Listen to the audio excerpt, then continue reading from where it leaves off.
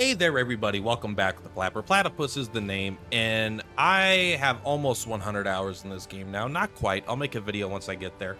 But today, I just wanted to give some tips and I guess advice and some things I wish I knew when I started playing this game. So this is coming from a brand new ARPG player, kind of. I mean, I probably have 200 hours in Diablo 2, and that was over a decade ago, 15 plus years ago. I have about 5 hours in PoE 1 and maybe 20 hours in Last Epoch. So I've kind of dabbled a little bit, but I've never really gotten into it. But I'm definitely not 100% a noob, but I'm definitely not, in a source of authority to say that, say the least. But so why am I even talking? Point is, I want to give a perspective of a new player to other new players. If you're getting into the game, things that I wish I knew, things I wish I would have done, and basically pass that on to you, because sometimes I feel like people with a ton of experience might accidentally overlook things that I think are actually pretty important. Or maybe they just know things that are so simple to them because they've known it for so long, they don't realize that other people may not know it. So without further ado, we are going to jump into it. And the very first one I want to kind of focus on, and it's kind of going to bleed into a lot of things, is gearing. How to gear in the game. How do you get your gear? So if you take a look, if you go into like a map, like let's just go into Decay here. I'm in the end game. We're going to talk about it a little bit, but not a ton. But as I kill monsters, things are going to just drop on the ground, right? Trying to make sure I'm not dropping frames. I just recorded this video and I dropped a bunch of frames. Doesn't matter. Point is, you kill monsters, bada bang, things will die. And when things die, you will get, you'll get item drops. There we go. All right, hey, I found an item drop, okay? And so there is like most games that I've played in the past, that's how you get your items. You kill things, you get items, or, at least a lot of games where you can get items from drops, that's usually how you get them. However, if you get this item and you identify it as an improvement, that's awesome. Good for you. That's awesome. But that is only about 33-ish% of where you should be getting your gear from, is from actual item drops in the game. If you're looking at your character and they're all items that dropped, that is probably not a very, you could probably become more powerful if you get gear in other ways. So how do you get gear besides when items drop? So the very first thing is you should be going to the merchants every time you level. Every time you level up, the merchants get new gear.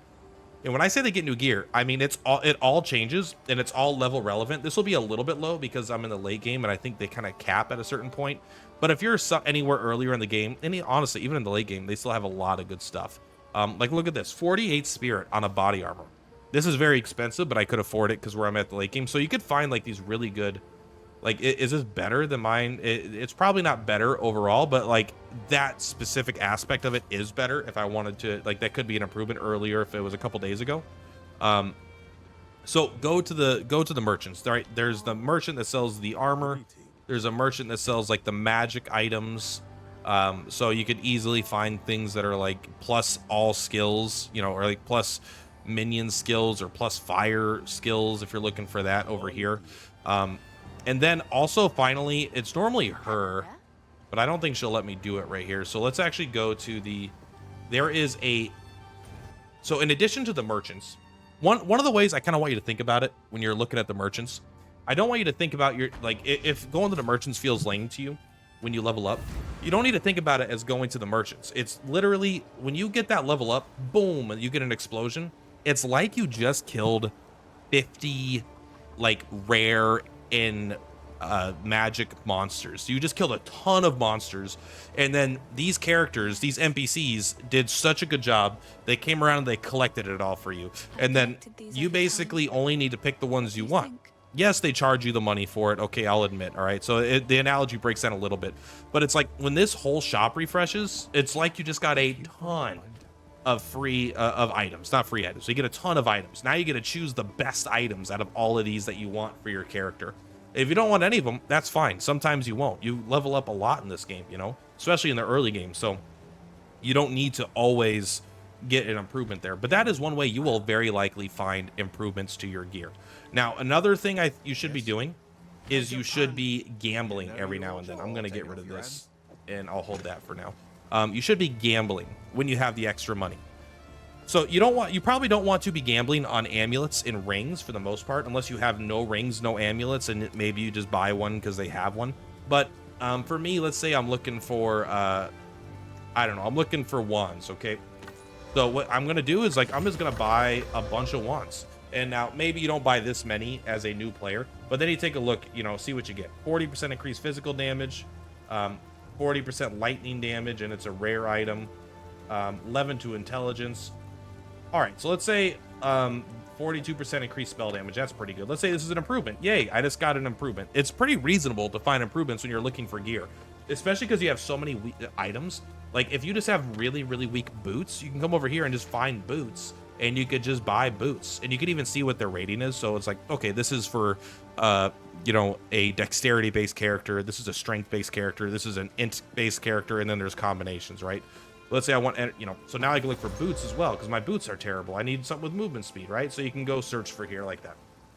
So after you get the gear upgrades from that and that, the final thing you should be doing is crafting.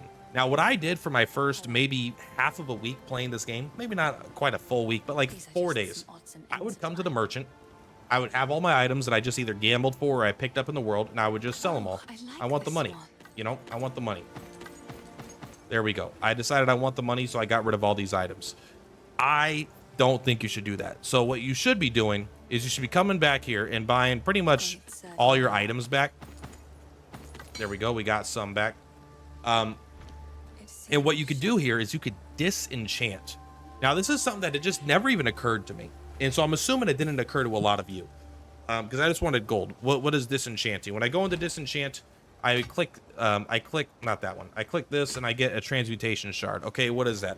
It's 1/10 of a transmutation orb. But what the hell is a transmutation orb? It's a thing that turns my, okay, whatever. I don't want to deal with it. It just give me the gold. The gold is what I could use to buy items. This is like some arbitrary resource. Wrong. These are very important. You should be disenchanting a lot of your gear, because this is what the game calls currency, basically. And if you find yellow items that you don't want and they're not worth like selling because they don't sell for very much all the time, you can go and you get regal shards. So now you get part of a regal orb and you get part of a transmutation orb.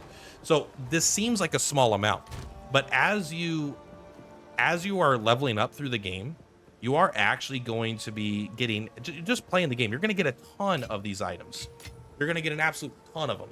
And as you get a ton of them, you're going to basically just get a big stock of these. And what are these items? These are the basis of crafting, okay?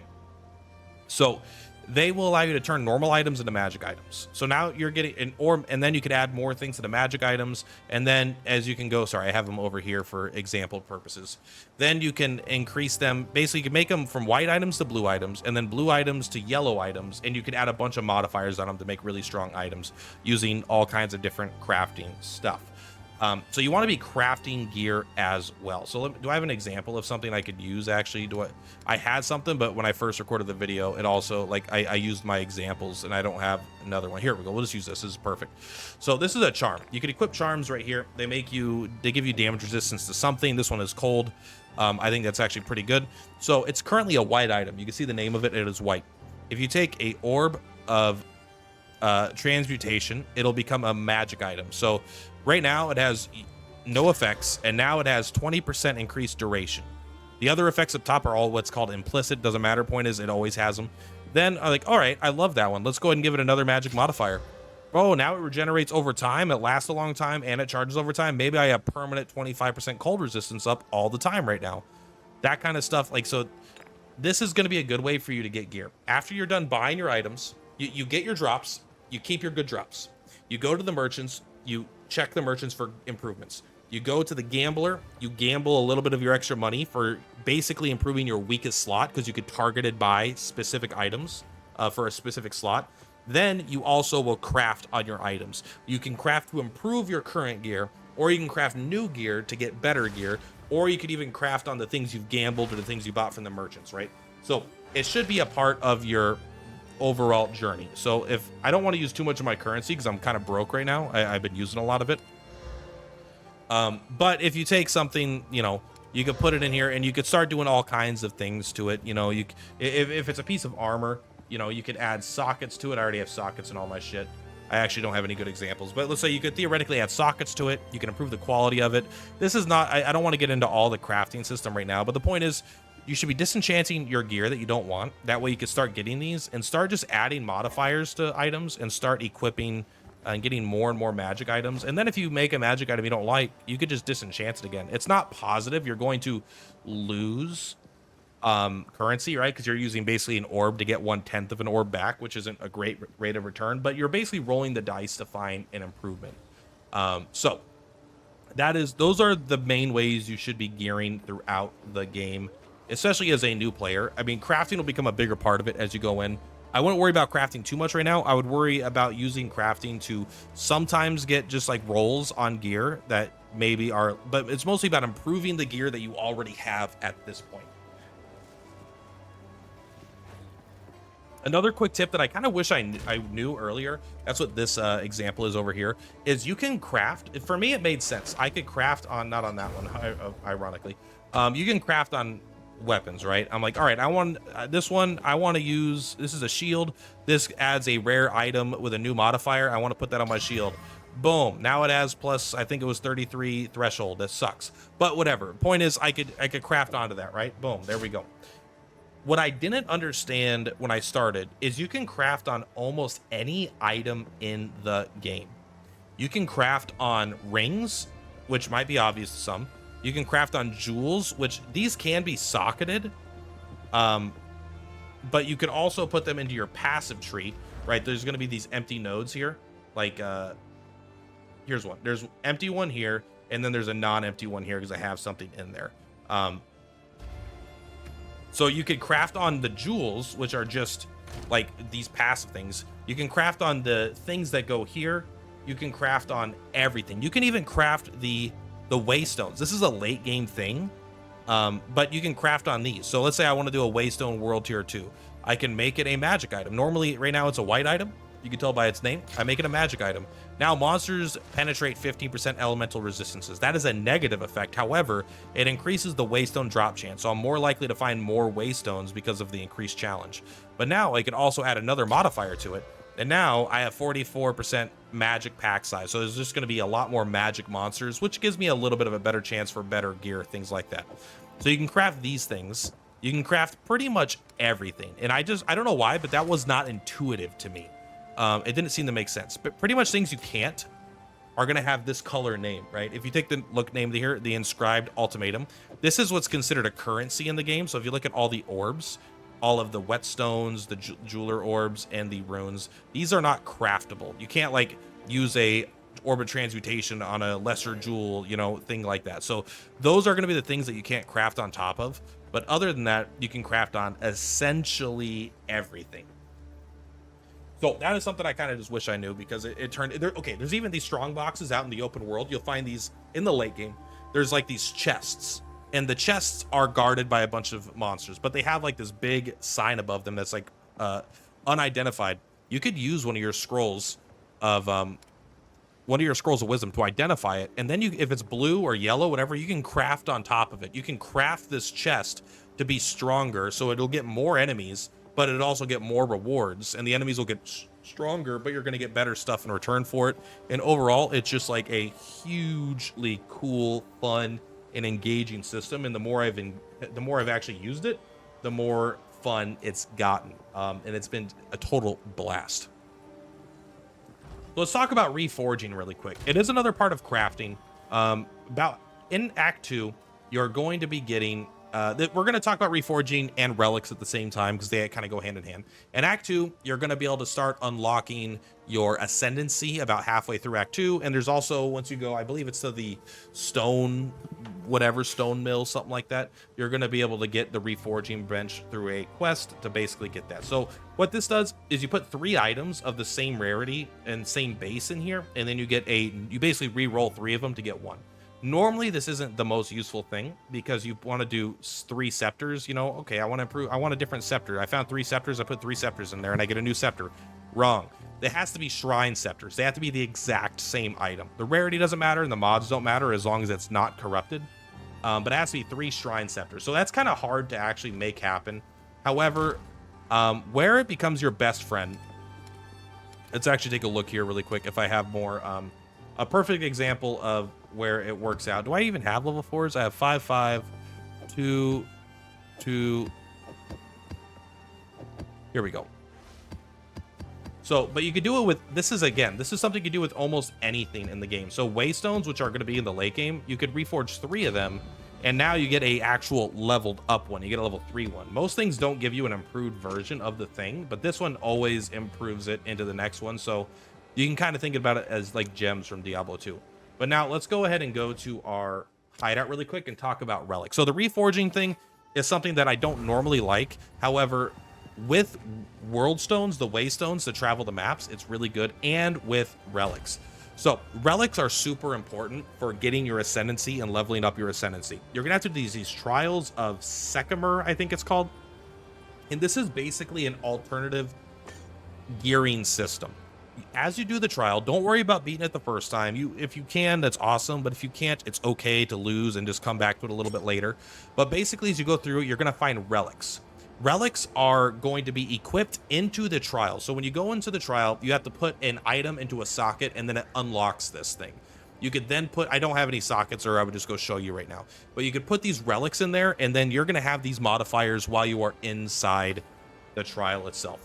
What you want to do is make sure you have as much of this honor resistance as possible. So this has plus 15% to honor resistance. You want to get this up to 75% if you can. It's going to take you a minute to get there, and you're not going to have the slots for it, but keep it in mind.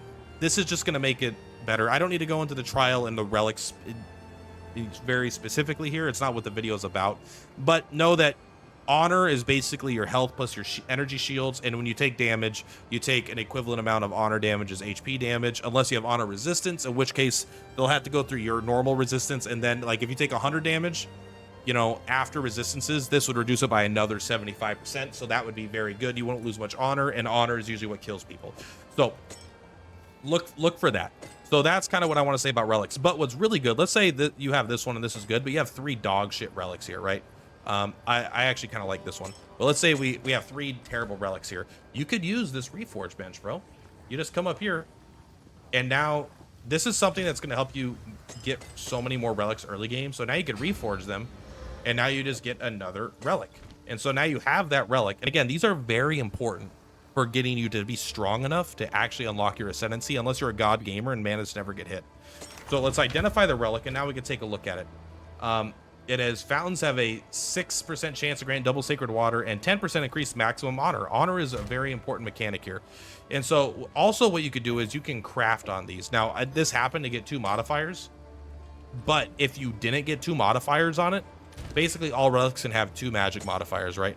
So if you find something with like 1 on it, you could throw another. I literally just did it with my only 1 in the other previous video attempt, but like here's another good one. But if you only have 1, you can craft on it as well. So you can go back to your thing, you could add a secondary effect, so now you're gonna have a bunch of relics with 2 modifiers on them. And so the reforge bench is something that I don't usually use, and I don't really think is that important, especially for new players, and myself included. But specifically for the relics, and specifically for the later game maps, basically the waystones, it'll allow you to level up your waystones and level up your relics and just get a better selection of good relics much easier. That way you don't feel like you have 1,000 bad relics. You can always condense them into a couple good relics. Yeah. A really quick one I just want to add here. I highly recommend, you've probably seen it several times in this video, I highly recommend you buy this currency tab. If you're playing the game right now, it probably means that you have in-game currency. I don't know if you know, but if you spent $30 to access the game, you also got $30 of in-game currency to use in the shop. And this is like 70 of your 300. But like basically what it does is, like, this is how I used to have it, right? That's why. So I used to have all these here, but they would also be in different slots. I kept getting them mixed up. I didn't know what I was doing. But now when you have all these, not only do they stack in, because these normally only stack in 20. Now look at this. Bada bing, bada boom. They all have their own perfect spot, and you can see your entire, because these only stack in 30s, right? You can only take 30 at a time. But here they stack up to like 5,000. So you get to just have all your currency in one spot, and it just feels so, it actually makes the game more fun. They even give you a crafting spot to craft if you really want to take a look here and decide what you're going to craft. Like, okay, let's do this. So absolutely, I recommend the currency tab. All you got to do is come down here to microtransaction or hit M if you're on the computer. You go down to shop, you go down to stash tabs, and the currency tab is 75. Everyone that got access to the game has at least $30 or 300 of these. I don't know if you won like a giveaway or something if you have that. I don't know if you get like an extra key from someone that spent 480 if you also are going to have access to the currency. I just don't know. But if anyone that has currency, I honestly think this makes the game just more fun. Now, finally, I just kind of want to wrap it up with saying, because we kind of talked about how to gear. We've kind of talked about some weird things, like I didn't know, understanding a little bit of the crafting, a little bit of the relic system, what the Reforged bench does. These are in checking the merchants and stuff. Mostly it was the gearing was such a big part for me because I just had no concept of it. But this is the final big one for me. Keep it simple and have fun. And have fun is kind of like a dumb thing. Of course, have fun. But I think it's important if you're going to have fun, if you're new to this game, you've got to keep it simple. What do I mean when I say keep it simple? I mean in every aspect of the game, right? So my very first character, I actually bricked and had to reroll. I was playing you shouldn't go into this game with this grand idea of doing a really custom, interesting build. You should go with a very standard archetype that the game has kind of set in stones for you. While you learn, you're going to be learning so many mechanics of the game. You don't want to be learning this at the same time, all of this, right? You want to just have fun and keep it simple. So just to give you an example of what not to do. I started as a mercenary. I wanted to do minions, but I wanted to start as a mercenary. And so why did I want to start as a mercenary? Because the witch seemed like a necromancer, and I thought it sounded cooler to be like a commander, you know, instead of like having instead of being a necromancer, I was like a commander who had like a bunch of loyal men, and then they died, and then maybe my character made a deal with like Satan or whatever to revive them, and that was be my skeleton army, or like my loyal soldiers that I never gave up on, and we continue just living our lives together. It's dumb, right? But this was the idea. Like I was trying to have like a cool idea of like, oh, I like the sound of this, it sounds fun. So I started as a mercenary, but all the minion stuff that I wanted to get was up here. There is some down there, but most of it was up there. So I just started going through this. I started getting all these attributes, and I was like, I'm going to get a bunch of dexterity, intellect, and intellect, because intellect will make my spell stronger, and dexterity will make my crossbow stronger. It just doesn't do that. These attributes don't do that at all. So I was going for this build based off preconceived notions that didn't make any sense, and I ended up getting to a point where it took me like 20 minutes to beat the Act 1 boss in terms of like in the fight. I did no damage. And then I got to the first boss in Act 2, and I just couldn't, the first fight in Act 2, and I literally couldn't beat it. And I just re-rolled the character. And I was like, you know what? I'm just going to stick to an archetype. And so that's what I highly recommend you do. Don't try to reinvent the wheel on your first character. Have tons of fun and do all this stuff, but just don't start with it, right? If you want to be a minion build, you have the witch. You start as the witch. She's obviously into minions. She starts right next to all the things. Boom, level 1. You're getting minion damage, and then you're getting minion damage, and then minion damage, and then minion damage, and spell damage, and minion damage. It's all just good, yum stuff, right? So this is a really, that's what you should be doing. Keep it a simple build. They set a path forward for you, right? You start here, and you immediately have a path to follow. And you could choose if you want to get the maximum life or more damage, or if you want to, so you could have a choice here. Do you want more energy shields or more damage? I like more damage. Most people do probably. And so just follow the path, right? Get the nodes that do cool things. Get the nodes that do cool things. And then when you get here, this is what's super important as well. You're going to get to this point. This is a very important point for people like me, where you don't have a clear path, right? None of these, you have to decide a direction, and the direction will send you in the skill tree in any different direction. And it seems confusing, but here's what I recommend first. First, stay zoomed in. Just you don't, if you're playing a minion build, you don't need to look over here, right? None of this is that important to you, right? The chances of you coming over here and doing stuff are very, very minimal on a new character trying to play the game.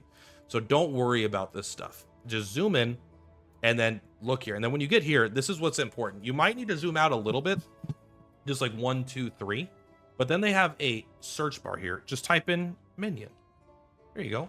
I just type in minion, and now you're going to see the game is going to make everything glow that it involves minions. So I could choose, if I wanted to come back here and go over here to get this minion stuff.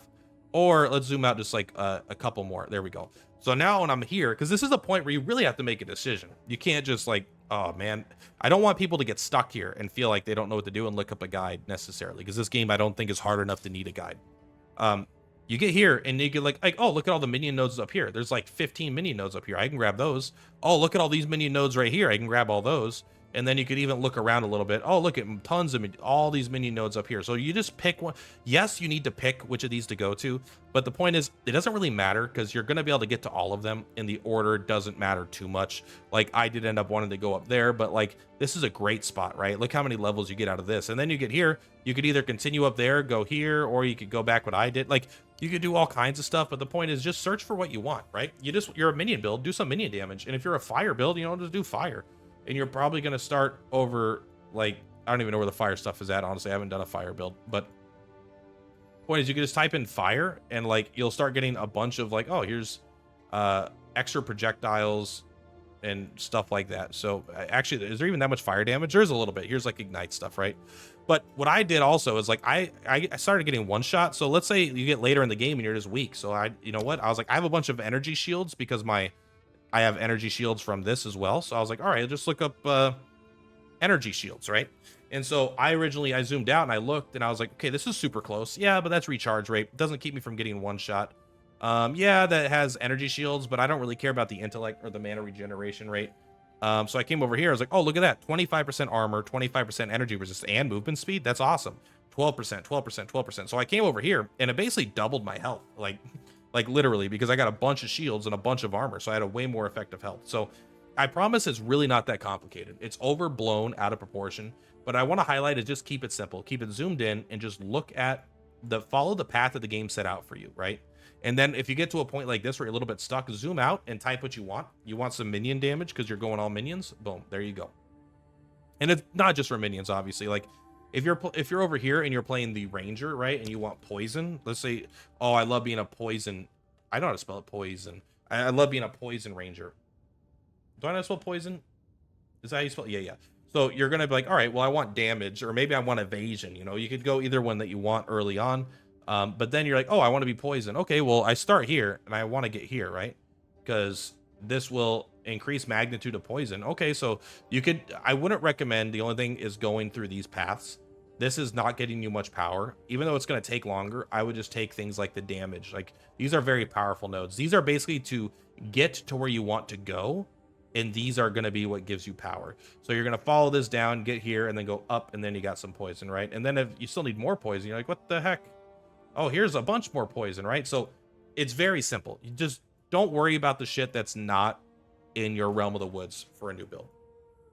But yeah, that's basically my advice, you know, besides that, because I promise once you're just playing a normal build, an archetype that makes sense, like you're playing a warrior that does melee stuff, that might not be a good example, but you're playing a monk that's like a monk, you know, they use the quarterstaff stuff.